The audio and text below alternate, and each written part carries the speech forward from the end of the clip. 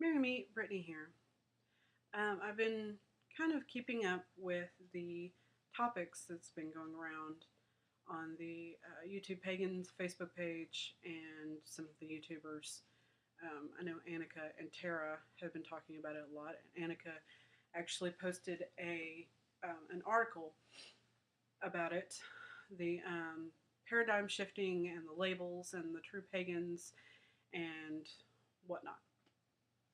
So, first of all, me personally, I am earth centered and deity centered, and the post that I put on the YouTube pagan page, I also labeled myself as connected centered. I know that wasn't part of the article, but I kind of feel like that's where I'm headed. Um, I don't think of deity as somewhere out in the abyss. Sorry, that was my cat in the background. Um, I I did when I was in the church and part of Christianity, and that was part of the reason that I had problems with Christianity was because it's hard to form and nurture a relationship with someone who is outside of your realm of reality. So, um, in the umbrella of paganism, I think of deity as being sort of like a family member. Um, you have you have a family member like a brother or sister, and sorry, um, you have a family member like a brother or sister, and you have to learn how to deal with yourself and who you are, and then you have to learn who they are and how to deal with them and how they deal with themselves. And then you have to try to establish a dialogue and nurture that dialogue and nurture that connection.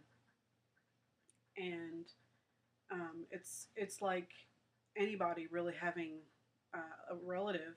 If you're um, if you're with that relative all of the time, or you visit them on a regular basis, you're going to have more of a dialogue with them, more of a rapport with them, and you're going to understand them better um, within that dialogue.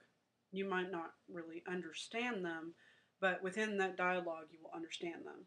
Whereas if you uh, don't see that relative for a long period of time, and maybe that relative lives in Kentucky and you live in Washington, and you don't see each other for a long time, then when you do reconnect or you do come and visit, you're going to have to, there's a little bit of reestablishment of the dialogue. So that's kind of how I think of deity. I don't think of them as an entity way off in the ether or looking down on us. I think of them as part of who we are. They share the same bloodline, they share the same idiosyncrasies, um, the same mannerisms, things like that, but they are different. They have their own. They have their own language, their own way of communicating, and really, what a large part of dealing with them is learning learning how to communicate with them, learning how to have a relationship with them and have a rapport with them. So um, that was an extension on my post on that. As far as the labeling goes, I don't necessarily think that labeling is a bad thing.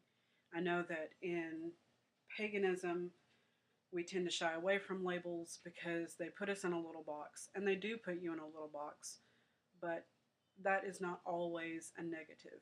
Um, there are cases where if you have a label, or if you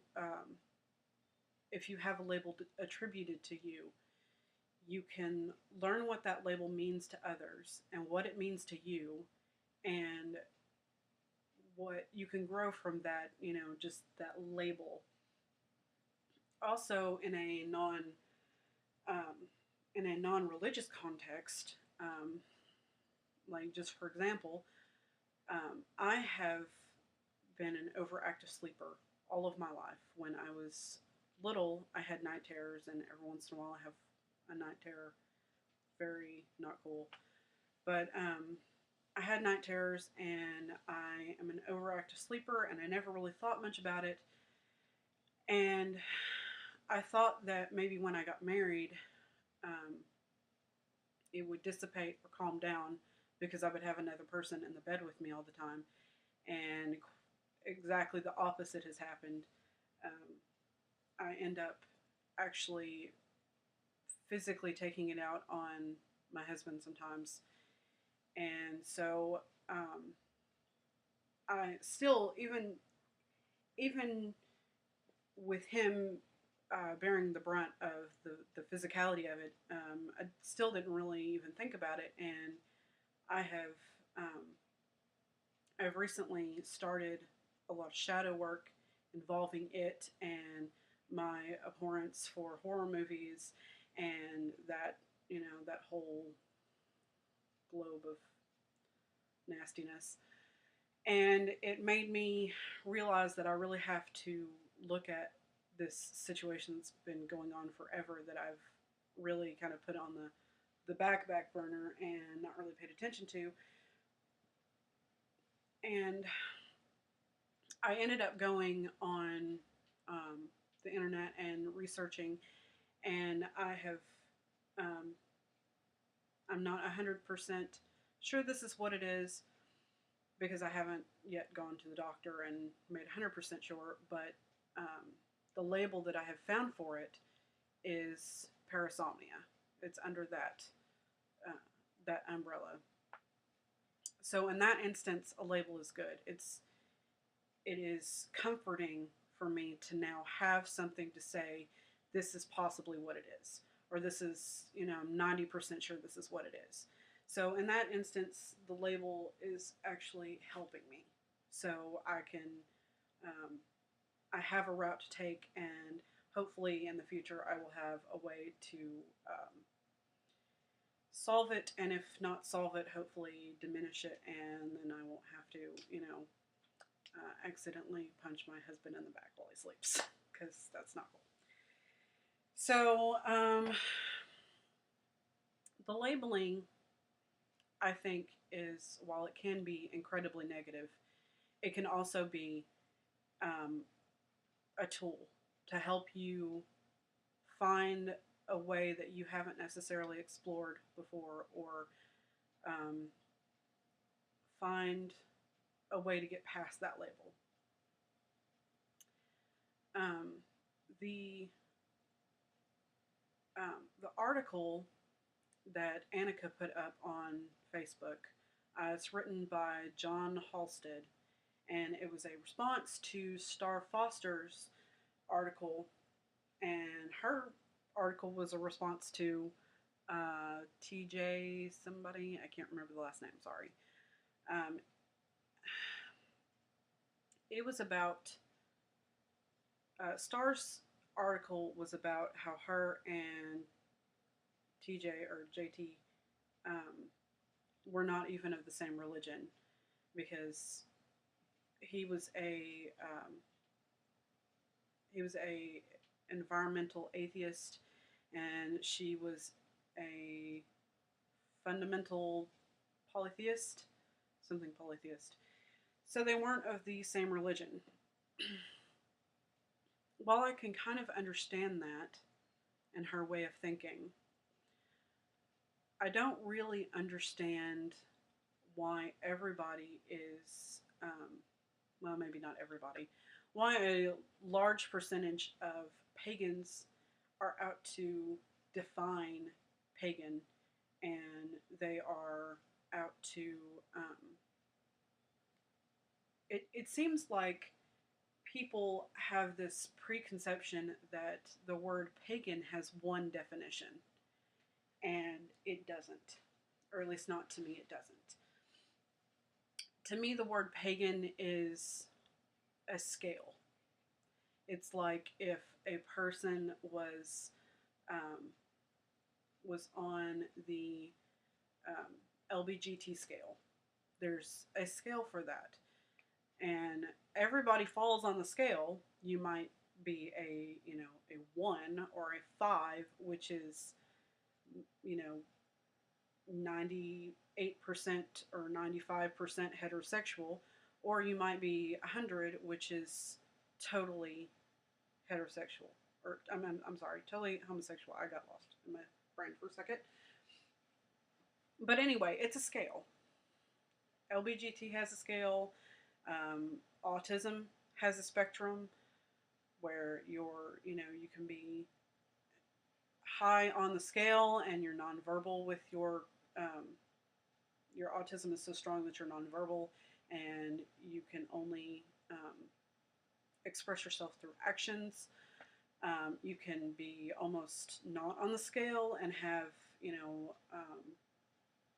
a very light to almost non-existent Asperger's. There are different scales for the different things in life, and I think that the word pagan is just another scale. You can fall anywhere on the scale and still be pagan. It doesn't necessarily mean that just because you're on one end of the scale and somebody else is on the other end of the scale doesn't mean that this person isn't pagan. When I define paganism, my definition is you have everybody under the umbrella of Abrahamic religions, and then you have everybody else. And this is the pagan umbrella. So I don't really, I don't really understand the whole need to define paganism as a word. You can define the level of paganism you are, or intensity of paganism, or the contrast between your paganism and this person's paganism, but you can't. It's not right to say that because I'm pagan, you're not. That's because you don't practice my level and my intensity of paganism, that means you're not pagan. That doesn't make sense to me. That's almost to me that's almost a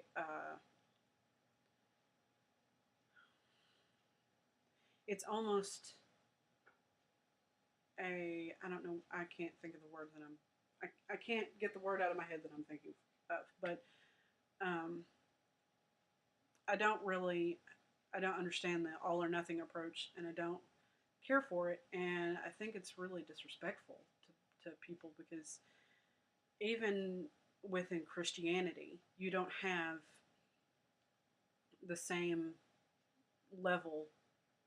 Um, Baptists are not Presbyterians, but they're still Christians. So if you have a Baptist that's saying, "Oh well, you're a Presbyterian, you don't believe what I believe, so obviously you're not a Christian," that's total bullshit. So that turned into a rant. All right, so I'm not entirely sure that I covered the entire topic that I wanted to cover, or the way that I wanted to cover it. Um, I am interested in the um, the videos that Tara is putting up, because I think she has some really um, good ideas, and especially as a person that is beginning, or actually I think she's on the second year of her journey. I think she is looking at different topics in a very healthy and interesting and enlightening manner, and um, I really hope that she continues to make us all think and put out thought-provoking videos, because it makes the rest of us really engage in the conversation and want to know more. So I think that's all I had. I'm sorry that I didn't put up any videos yesterday. I'm working on Christmas tree stuff, and I don't know when that's going to come out. Probably not in time enough to help anybody this year. So there's that. Anyway, Mary Park.